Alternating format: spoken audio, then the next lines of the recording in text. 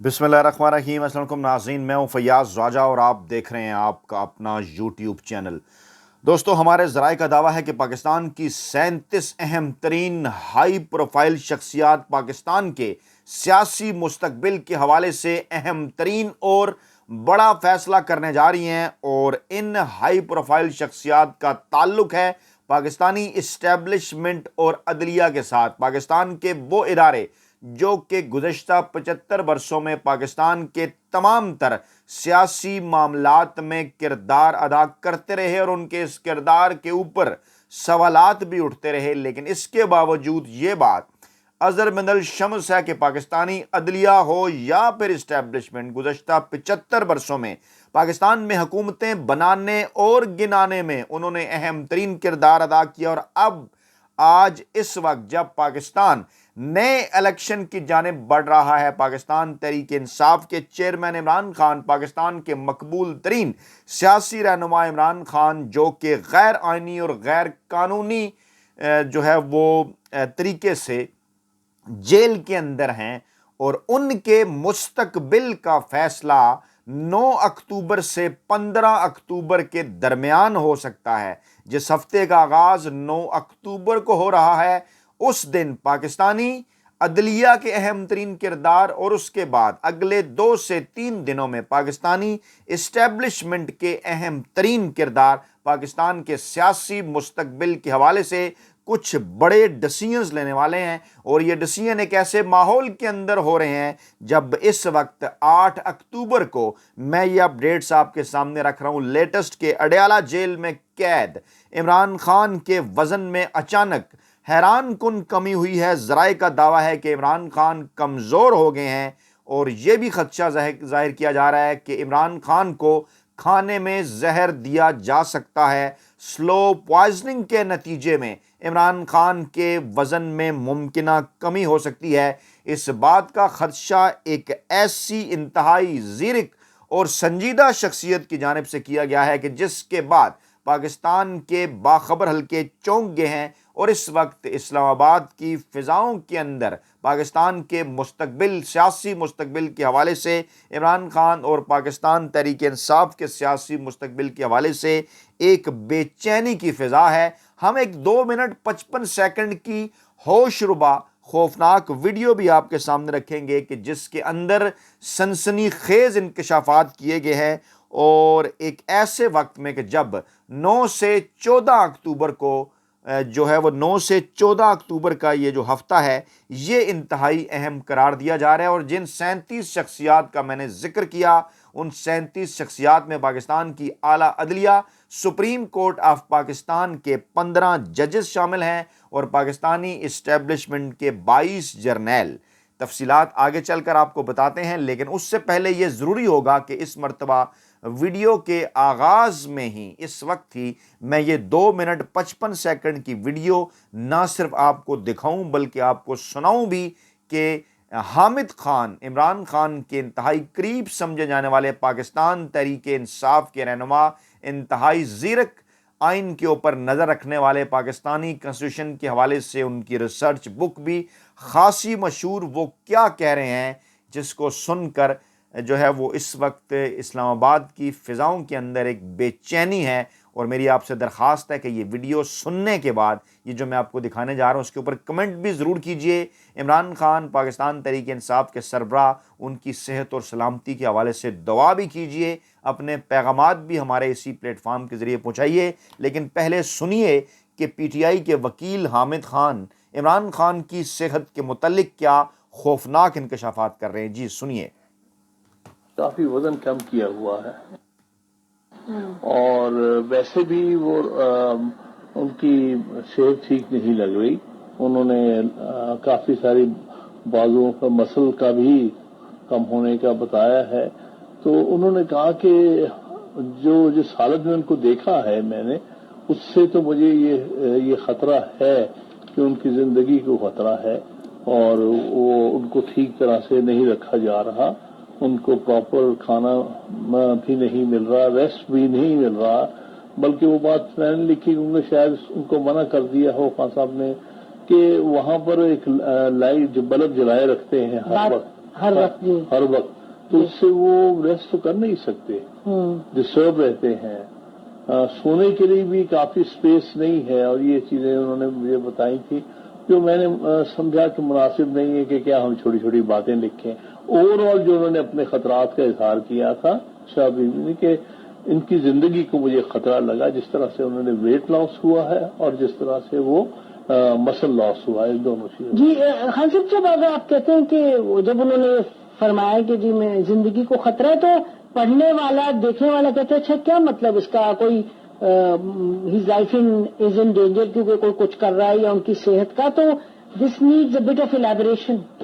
لیکن ایک تو بات یہ ہے کہ گھر سے کھانا نہیں ملتا، ٹھیک ہے، کھانا نہیں ہونے کی وجہ سے یہ بھی وجہ ہے. اب پتہ نہیں کھانا کیسا ملتا ہے، کس طرح سے ملتا ہے، کیونکہ بہت عرصے سے یہ خطرات کا اظہار ہو رہا ہے کہ ان کو سلو پوائزننگ کی جا سکتی ہے، ان کو اور بھی. تو اس لیے ان کا میڈم کا خیال یہ تھا کہ کھانا جب تک ان کو ہم گھر سے نہ پرووائڈ کر سکیں. ایک ریزن انہوں نے درخواست بھی دی ہوئی ہے مختلف عدالتوں میں، جس میں انہوں نے کہا ہے کہ وہاں سے اٹک جیل سے ان کو یہاں راولپنڈی میں شفٹ کیا جائے تاکہ یہاں ان کو کھانا گھر سے بھیجا جا سکے اگر وہ ان تک پہنچا دیں. تو ایک تو یہ اسپیکٹ انہوں نے بتایا کہ وہ کافی جس کی وجہ سے ویٹ لاس بھی بہت ہے ان کا، اور دوسرا کہ جو ان کو خدشات رہتے ہیں کہ وہ جو کھانا ان کو دیا جا رہا ہے پتہ نہیں وہ سیف ہے بھی کہ نہیں. اور جبکہ ان کے اتنا وزن کم ہوا انہیں نظر آیا ہے، اس سے یہ خدشات میں اور اضافہ ہوتا ہے. تو خان صاحب اگر اس طرح کی بات ہے، یہ تو بہت ایک بھاری الزام ہے نا کہ خدشہ یا الزام ہی کہیں، بیکاز اس میں نہیں کہا کہ آئی تھنک، انہوں نے کہا I fear his life is in danger. تو جو منطقی چیز ہو وہ تو یہ ہو کہ جی ان کے ٹیسٹ کروائیں، میڈیکل بورڈ بٹھوائیں، کچھ کروائیں، کھانے کو ٹیسٹ کروائیں، وہ تو کہیں نہیں لکھا اس میں.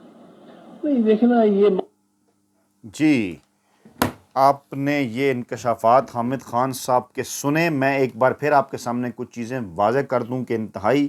نازک سچویشن ہے جو اطلاعات موصول ہو رہی ہیں. آج میں نے پچھلی ویڈیو میں آپ کو بتایا کہ اڈیالہ جیل کے اندر بجلی بھی بند تھی اور اندھیرا کمرہ تھا عمران خان صاحب کا وہ سیل، اور دن اور اب اس کے متعلق انہوں نے یہ انکشاف بھی کیا. 3 چیزیں انہوں نے کہیں کہ ہر طرح کے حربے جو ہیں وہ آزمائے جا رہے ہیں عمران خان کو توڑنے کے لیے. ایک بلب، لائٹ کا بلب جو ہے وہ مسلسل جلا کے رکھا جاتا ہے تاکہ عمران خان سو نہ سکیں. اور پھر انہوں نے یہ کہا کہ جگہ بھی، اسپیس بھی اتنی نہیں ہے کہ جہاں وہ آرام کر سکیں یا سو سکیں. یقیناً جس کی طرف وہ اشارہ کر رہے ہیں کہ ایسی جگہ ہوگی کہ وہ ٹانگیں پھیلا کر، اب ظاہری بات ہے سونے کے لیے عمران خان ماشاءاللہ اچھا قد ہے ان کا، اچھی ان کی صحت ہے، سونے کے لیے جو ہے وہ جگہ چاہیے. اور جس قسم کا سیل بتایا جا رہا ہے جس میں رکھا گیا ہے عمران خان صاحب کو اٹک جیل سے لا کر اڈیالہ جیل کے اندر. اور پھر 2 اور چیزوں کی جانب انہوں نے اشارہ کیا کہ عمران خان کا ویٹ لاس ہے، عمران خان کا مسل لاس ہے، اور پھر کمزوری کا انہوں نے کہا کہ وہ کمزور ہو گئے ہیں. جس پر اینکر نسیم زہرا نے پوچھا کہ تھوڑا سیلیبریٹ کہیں کہ اس کا کیا مطلب ہے، تو جس میں انہوں نے کہا دیکھیے عمران خان کو گھر کا کھانا نہیں مل رہا. انہیں اٹک جیل سے اڈیالہ جیل میں جب شفٹ کیا گیا تو اس بات کی امید کی جا رہی تھی کہ اب یہ یہاں سے شاید نزدیک ہے اسلام آباد سے، راولپنڈی سے، تو اب انہیں گھر کا کھانا جو ہے وہ دیا جائے گا. بشرا بی بی یہی درخواست لے کر جو ہے وہ گئی ہیں عدالتوں کے اندر بھی، لیکن اب عمران خان کو گھر کا کھانا بھی نہیں دیا جا رہا اور نہیں پتہ انہیں کس قسم کا کھانا جو ہے وہ دیا جا رہا ہے. اور یہ بھی انہوں نے اس بات کا جو ہے انہوں نے خدشہ ظاہر کیا کہ عمران خان کے کھانے میں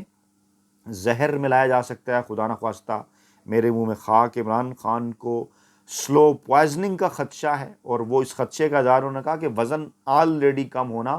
شروع ہو گیا ہے اور جس کے اوپر میڈیکل بورڈ بٹھانا چاہیے. اس سارے معاملے کی تحقیقات کرنی چاہیے کہ آخرکار کیا وجہ ہے کہ عمران خان جو سپر بٹ سیاستدان، سابقہ کھلاڑی، 71 برس کی عمر میں بھی مضبوط ترین اعصاب ڈٹے ہوئے ہیں پاکستانی عوام کے حقوق کی جدوجہد کے لیے، ان کو ان کے حقوق دلانے کے لیے. لیکن جب تمام تر کوششوں کے باوجود اٹک جیل کے اندر بار بار میسنجر بھیجے جانے کے باوجود عمران خان کو نہیں توڑا جا سکا، ان سے NRO، ان سے ڈیل نہیں حاصل کی جا سکی۔ ذرائع کا دعویٰ ہے کہ 2 معاملات کے اوپر سائفر، رجیم چینج آپریشن اور 9 مئی کے معاملات، ان کے اوپر عمران خان ڈٹے ہوئے ہیں کہ ان کے موقف میں 1 انچ برابر بھی وہ پیچھے نہیں ہٹے۔ وہ کہتے ہیں کہ سائفر رجیم چینج آپریشن میں